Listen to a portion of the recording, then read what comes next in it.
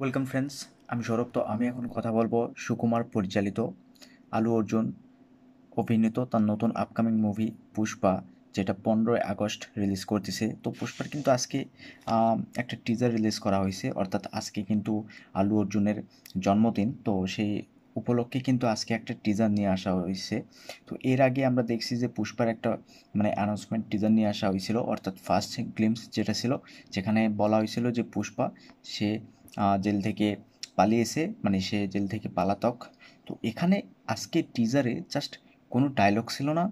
এখানে আমরা দেখতে পাচ্ছি যে আলু অর্জুন সে একটা শাড়ি পরে আছে, সে বলা যায় যে মা কালীর যে অবতার বা যে সাজ, তো সেই সাজে কিন্তু তাকে সাজানো হয়েছে এবং সেই সাজে সাজিয়ে আছে। জাস্ট মানে সে একজনের ওপরে পা দিয়ে সে জাস্ট ঘুরে, শাড়িটা পরে যেভাবে ঘুরে একটা স্টাইল দিচ্ছে, বা যেভাবে তার আহ, সে সামনের দিকে হেঁটে আসতেছে, যার আহ, মানে তার হাঁটার যে স্টাইল বা এর থেকে বেশি কিছু ছিল না। টিজারটা খুবই ছোট ছিল, 1 মিনিট 8 সেকেন্ডের একটা টিজার। এবং টিজারের শেষ ভাগে কিন্তু আমরা তাকে অ্যাকশন করতে দেখতে পাই, এবং সে কিন্তু সেই শাড়ি পরে, সেই সাজেই কিন্তু অ্যাকশন করে, অর্থাৎ সেই সাজ পরে কিন্তু তাকে আমরা অ্যাকশন করতে দেখতে পাবো এবং চমৎকার কিছু অ্যাকশন থাকবে। এবং এই যে গেট আপ, তার এই কস্টিউম কেন, তো এর পেছনে অনেক বড় একটা কাহিনী থাকবে, টুইস্ট থাকবে, এটা আমরা প্রত্যেকে জানি। তো এরকম একজন সুপারস্টার, মানে আহ, আলু অর্জুন, তিনি যে এইরকম একটা গেট আপ বা এরকম কস্টিউম পরতে পারে, বা তিনি একজন প্রথমে অভিনেতা। তো সেখান থেকে সত্যি বলতে প্রত্যেকটা হিরো কিন্তু এরকম কোনো কস্টিউম পরবে না, এটা আমরা প্রত্যেকেই জানি।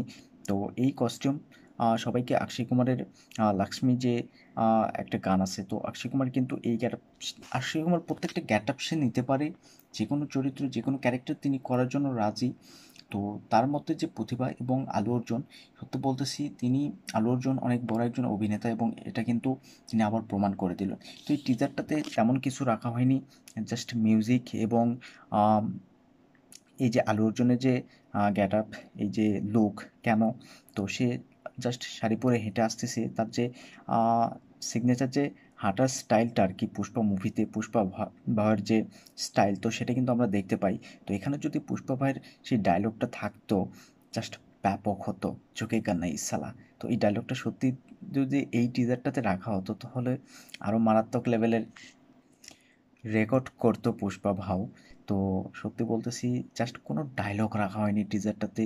আর এই জন্য যেহেতু হিন্দি ভাষার টিজারটা এখনও অ্যাভেলেবল হয়নি, তার জন্য আপনি অরিজিনাল টিজারটাই দেখবেন।